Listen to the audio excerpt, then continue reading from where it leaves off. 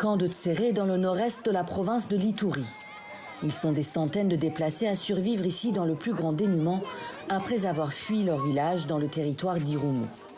Tous ont été victimes d'attaques perpétrées par des groupes armés, par les ADF, les forces démocratiques alliées ou par les Codeco, les miliciens de la coopérative pour le développement du Congo.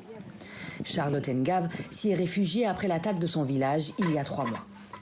J'ai perdu 10 proches. Certains ont été tués par balles, d'autres par armes blanches, notamment par machette.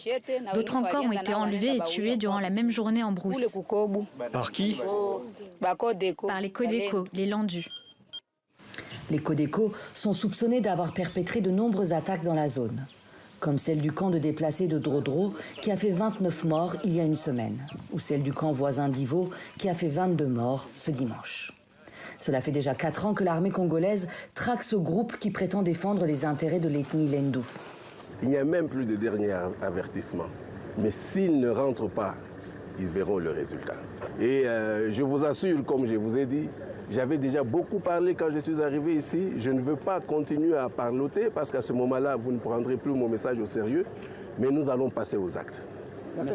Davantage aux actes. Dont acte.